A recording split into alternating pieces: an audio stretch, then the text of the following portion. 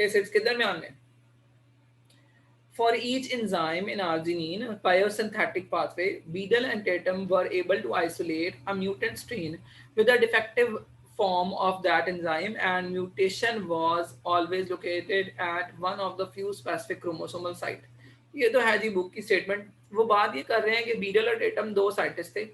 अब उन्होंने क्या किया, उन्होंने देखा कि ना आर्जिनिन कैसे बनता है। उन्होंने ये गौर करना था कि आर्जिनिन बनता है तो कैसे बनता है। तो आर्जिनिन बनने का जो बायोसिंथेटिक पाथवे है, ठीक है, उन्होंने क्या किया कि आर्जिनिन बनने का पाथवे को स्टडी किया। जब उन्होंने उसको स्टडी किया तो उन्होंने उसमें से जो है एक जीन लिया और उसको उन्होंने आइसोलेट करके म्यूटेंट कर दिया, यानी कि उसके क्रोमोसोम का एक पार्ट लिया और उसके क्रोमोसोम की खास स्पेसिफिक साइट को उन्होंने म्यूटेंट कर दिया। म्यूटेंट का मतलब है कि खराब कर दिया, सडन चेंज उसमें कॉज कर दिया। उसके अंदर हो सकता है उन्होंने एक न्यूक्लियोटाइड का ही चेंज कर दिया हो, but they did a change in that. जब उन्होंने उसको चेंज कर दिया, म्यूटेंट कर दिया, तो फिर म्यूटेशन उसके अंदर कॉज हो गई। जब म्यूटेशन कॉज हो जाती है तो क्या है, मोस्ट इंपॉर्टेंटली उन्हें क्या मिला, उन्हें ये मिला कि there was a different site for each enzyme. फिर उन्हें ये प्रूव हो गया कि हर जीन की जो जगह है, हर जीन जो है वो क्या है, एक खास किस्म का एंजाइम बनाने के लिए मौजूद है। अगर हम क्रोमोसोम की किसी भी जगह को क्रॉस कर देते हैं या उसको खराब कर देते हैं तो डेफिनेटली वहां से बनने वाला जो एंजाइम है वो भी नहीं बन सकेगा।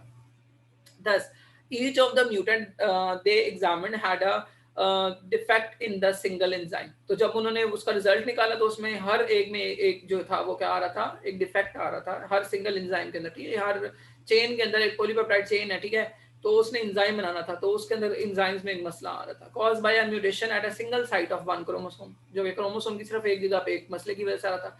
Beadle and Tatum concluded that gene reproduce their effect by specifying the structure of enzymes and that each gene encodes the structure of one enzyme. तो बीडल टेटम ने ये भी वहां पर कंक्लूड किया कि जो एंजाइम्स होते हैं वो क्या करते हैं, जो जीन्स होते हैं वो अपना इफेक्ट प्रूव करते हैं। और वो अपना इफेक्ट कैसे प्रूव करते हैं, हर जीन ने अपने आप को कैसे साबित करना है कि वो एक एंजाइम की शक्ल को बरकरार रखेगा। एंजाइम अगर अपनी शक्ल बरकरार रखता है तभी तो वो काम सही कर पाता है, क्योंकि उसके ऊपर सबस्ट्रेट ने अटैच होना होता है। अगर एंजाइम की शक्ल खराब हो जाए तो सबस्ट्रेट क्या खाक अटैच होगा, एंजाइम का जो कैटालिटिक रिएक्शन है वो खाक होगा, अगर उसका स्ट्रक्चर ही खराब हो जाए तो जो हमारे पास क्या है, हर जीन है वो ये प्रूव करता है कि मैंने जो पॉलीपेप्टाइड बनाई है उससे जो एंजाइम बनेगा वो स्ट्रक्चर बिल्कुल सीधा होगा, वो स्ट्रक्चर बिल्कुल सही होगा, एक करेक्ट होगा। ठीक है, अगर उसमें कोई गलती आ जाती है definitely the gene is mutant. They call this relationship one gene one enzyme hypothesis. यहाँ पर वो जी आ जाते हैं जी, रिजल्ट पे पहुंचते हैं कि हर जीन एक खास एंजाइम को क्या है हाइपोथेसाइज करता है, बनाता है, सॉरी प्रोड्यूस करता है। और ये उनका हाइपोथेसिस था, ये उनकी स्टेटमेंट थी कि इसके ऊपर फर्दर टेस्टिंग की जाए।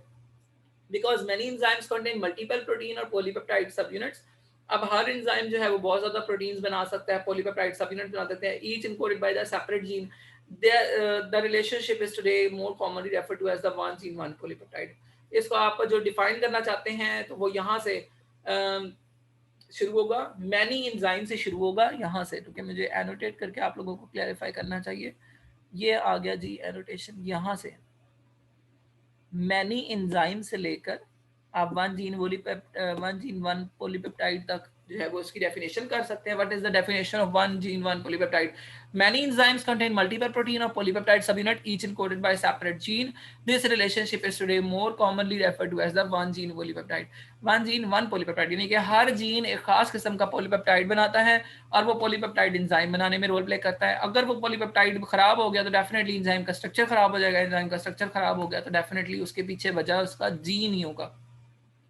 और ये उन्होंने उस जीन को म्यूटेंट करके किया था। आई होप आप लोग को समझ आ गई होगी। मैंने काफी सारे टाइम जो है वो इस छोटे से पैराग्राफ पे ही लगाया है सो दैट आप लोगों को बात समझ में आए। ओके जी, नेक्स्ट स्लाइड की तरफ मूव करते हैं हम लोग। नेक्स्ट स्लाइड है जी इसकी डायग्राम। इसकी डायग्राम पे हम गौर करें अगर तो ये देखिए जरा, वो कह रहे हैं कि एंजाइम ऊपर आपको नजर आ रहा है क्रोमोसोम, क्रोमोसोम के ऊपर क्या है, जीन है, जीन क्लस्टर वन जो कि आर्जिनिन ई जो है वो बनाने के लिए यूज होता है। अब जो सबस्ट्रेट है उसका नाम है जी ग्लूटामेट। ग्लूटामेट आएगा और वो एंजाइम ई से मिलेगा। एंजाइम ई किसने बनाया है? आर्जिनिन, ARGE जीन ने बनाया है एंजाइम ई। उसके साथ वो अटैच होगा तो एक और प्रोडक्ट बनेगा जिसका नाम होगा ऑर्निथीन। अब ornithine as a subset act कर रहा है, किसके लिए सबसेट एक्ट कर रहा है? जीन क्लस्टर 2 के लिए। जीन क्लस्टर 2 बनाएगा जी ARGF, ठीक है। अब वो ARG आर्जिनिन का F जो है वो जीन है, और वो बनाएगा एक और एंजाइम जो कि एंजाइम F कहलाएगा। एंजाइम F और ऑर्निथीन मिलेंगे तो वो क्या बनाएंगे, सिट्रोलिन बनाएंगे। सिट्रोलिन अब फिर सबस्ट्रेट के तौर पे एक्ट कर रहा है, और आर्जिनिन जी जो है जीन क्लस्टर, उधर से आएगा एंजाइम G, और वो सिट्रोलिन के साथ अटैच होगा, और अटैच होने के बाद क्या बन जाएगा, आर्जिनोसक्सिनेट बन जाएगा। आर्जिनोसक्सिनेट अपने साथ क्या ऐड करेगा, एंजाइम 2 ऐड करेगा, एंजाइम H है, एंजाइम H को ऐड करेगा, जो कि क्या आया है हमारे पास, आर्जिनिन H से। आर्जिनिन H ही जीन है, आर्जिनिन एंजाइम H बनाएगा, आर्जिनिन H एंजाइम H को प्रोड्यूस करेगा, एंजाइम H और आर्जिनोसक्सिनेट मिलेंगे तो वो क्या बना देंगे, आर्जिनिन बना देंगे। तो यहाँ से देखेंगे हर जीन ने क्या किया, एक पॉलीपेप्टाइड बनाया, उससे एंजाइम बना, और इस एंजाइम ने सही प्रूव किया अपने आप को कि वो अपने सबसेट के साथ मिलते गए और प्रोडक्ट बनते गए, और एट दी एंड किसी न किसी प्रोडक्ट की तरफ चले जाते हैं। नीचे जो आपको डायग्राम नजर आ रही है वो एंजाइम चेन रिएक्शन उन्होंने दिखाया हुआ है, एक चेन रिएक्शन दिखाया है एंजाइम का। अब enzymes are responsible for catalyzing the synthesis of all the parts of organism. They are also responsible for the assembly of nucleic acid, proteins, carbohydrates, and lipids. Therefore, by encoding the structure of enzyme and other proteins, DNA specific structure of the organism itself.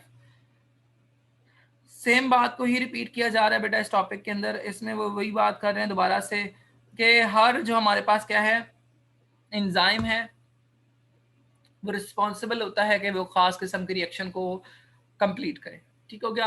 और वो nucleic acids, proteins, carbohydrate, lipids वगैरह को क्या है, assemble भी करते हैं। तो वो जारी सी बात है, encoding the structure of, therefore by encoding the structure of enzyme and other proteins, DNA specifies the structure of the organism itself. कहने हैं कि जिस तरह से डीएनए एक एक एंजाइम को बनाता है, एक एक प्रोटीन को बना लेता है, तो डीएनए के पास इतनी पावर है कि वो पूरे जानदार को भी बना लेता है, क्योंकि इसने लिपिड भी बना देने हैं।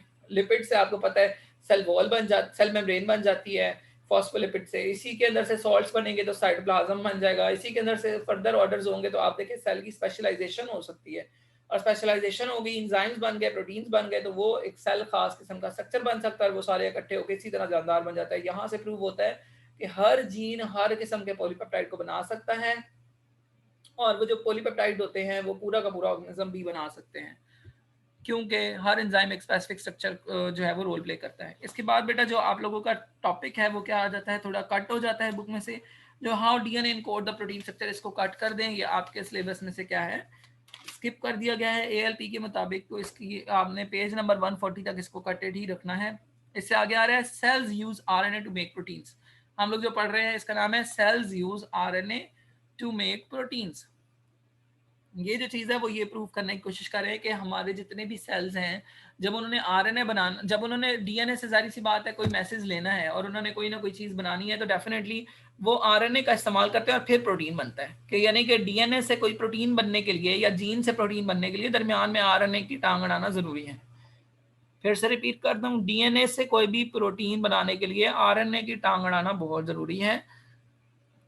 कैसे जरूरी है, क्यों जरूरी है, क्या है इसके पीछे राज या क्या इसका प्रोसेस है, वो हम देखते हैं। The first step of central dogma, ये जो स्टेप आ जाता है ये अक्सर एमसीक्यू में आ जाता है। ये जो स्टेप है इसके बारे में बेटा आ जाती है बात। यही जो स्टेप है हमारे पास सेंट्रल डॉगमा वाला, ये स्टेप एमसीक्यूज में आ सकता है। सेंट्रल डॉगमा का topic as a short question भी आ सकता है। Is the transfer of the information from DNA to RNA, ठीक है, and which occurs when the messenger RNA copy of the gene is produced. The process is called the transcription. Transcription is initiated when the enzyme RNA polymerase bind to the particular binding site called a promoter located upstream of the gene. The enzyme then move along the strand into the gene and messenger RNA is synthesized. At stop signal on the other end of the gene, the enzyme disengages itself from the DNA and release the newly assembled chains. This chain is complementary transcript of which it was copied.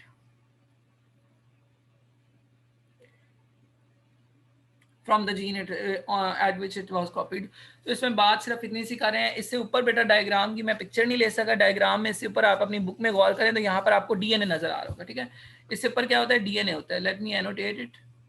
मैं यहाँ पर वो annotation के through आप लोगों को दिखा सकता हूँ कि कैसे यहाँ पर क्या है, डीएनए है, ये इससे ऊपर क्या है, डीएनए है या जीन है, इसको यहाँ पर मार्क कर देते हैं कि डीएनए। डीएनए के पार्ट्स आपको पता है क्या कहलाते हैं, जीन्स कहलाते हैं। जीन्स क्या करते हैं, ट्रांसक्राइब होते हैं, ट्रांसक्रिप्शन होती है, ट्रांसक्रिप्शन के बाद क्या बन जाता है, मैसेंजर आरएनए बन जाता है। वो इसी चीज को एक्सप्लेन करें, और यही सेंट्रल डॉगमा है कि जिस तरह से सूरज का निकलना मशरिक से मगरिब में क्या है, एक हमारे लिए एक फैक्ट है कि हमेशा हमारी जो अर्थ है उसके क्या है, ईस्ट वाली साइड से ही सन जो है वो हमें दिखाई देना शुरू होता है, और जो उसकी वेस्ट वाली साइड है वहीं पे सन जो है वो हाइड होना शुरू होता है, यानी कि हमारे विजन के मुताबिक। तो वो जो चीज़ आ जाती है वो सेंट्रल डॉगमा में आ जाती है कि वो भी चीज़ झुटलाई नहीं जा सकती। इसी तरह डीएनए का ट्रांसक्रिप्ट होके, ट्रांसक्रिप्ट का मतलब होता है लिख जाना, कि डीएनए पे जो मैसेज लिखा हुआ था, जीन के ऊपर जो मैसेज लिखा हुआ था उसका लिख ट्रांसक्राइब फॉर्म में आ जाना, स्क्रिप्ट फॉर्म में आ जाना। स्क्रिप्ट आपको पता है, ये जो एक्टर्स होते हैं स्क्रिप्ट पढ़ते हैं, लिखी हुई चीज़ को पढ़ते हैं और फिर उसको एक्ट कर देते हैं। तो ट्रांसक्रिप्ट का मतलब यही होता है कि एक चीज़ को देखना और उसी की जैसी एक और चीज़ लिख देना। तो डीएनए को ट्रांसक्राइब करता है क्या है, आरएनए में। कौन करता है जी, एंजाइम करता है, जिसका नाम है आरएनए पॉलीमरेज। आरएनए पॉली का मतलब क्या होता है, मैनी, और मरेज मतलब होता है बहुत सारे उसके मोनोमर्स, यानी कि उसके सेगमेंट्स।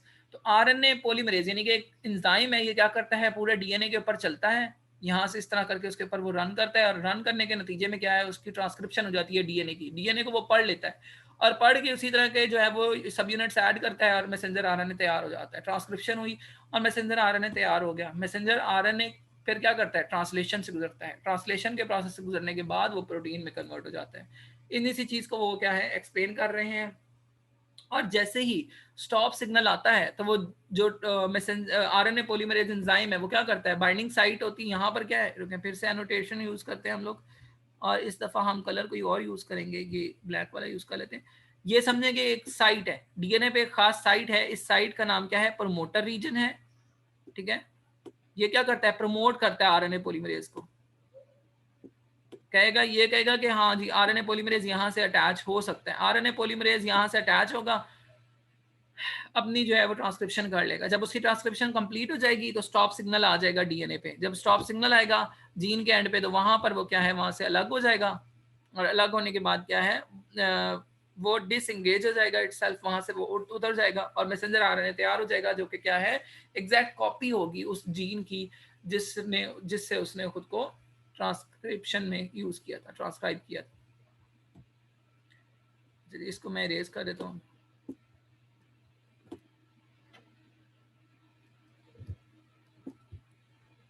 आगे मूव करते हैं बेटा अगली स्लाइड की तरफ।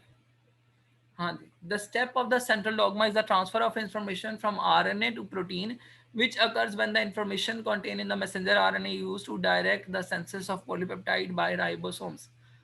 यानी कि वो कह रहे हैं कि ना सेंट्रल डॉगमा में जो स्टेप्स इन्वॉल्व होते हैं उसके अंदर क्या है, transfer of information from RNA to the protein, कि बेसिकली करना क्या है, पहले डीएनए से आरएनए बना, आरएनए से क्या होगा, इंफॉर्मेशन मैसेंजर आरएनए पे आई, तो which occurs when the information contained in the messenger RNA used to direct the synthesis of polypeptide, और फिर वो आरएनए इस्तेमाल होता है कि वो पॉलीपेप्टाइड्स बनाए बाय राइबोसोम्स। इसका मतलब ये है कि राइबोसोम आरएनए को पढ़ते हैं और उससे प्रोटीन बना देते हैं। जैसे कि डीएनए को पढ़ा था आरएनए पॉलीमरेज ने, इसी तरह आरएनए को पढ़ेगा ribosome. The process is called translation because the nucleotide sequence of the messenger RNA is translated into an amino acid sequence in the polypeptide. The two steps of central dogma taken together are also means of gene expression। तो ये जो दो steps आते हैं जिसमें transcription और translation involve है, इन दोनों को कुल मिला के हम क्या बोलते हैं, जीन एक्सप्रेशन। हाँ जी, आज का टॉपिक 12:01 पे ही खत्म हो गया है, जो बेसिकली मैंने आप लोगों को क्या है आज करवाना था। फर्दर जो है आप लोगों का जो प्रोसेस, जो टॉपिक है प्रोसेस ऑफ रेप्लिकेशन, उसका बेटा जो टॉपिक है वो मैं यूट्यूब पे जल्दी अपलोड कर दूंगा, आप उसको अंडरस्टैंड कर लीजिएगा। एट द बैचलर्स लेवल वो एक्सप्लेन करूंगा। बुक में मैंने आज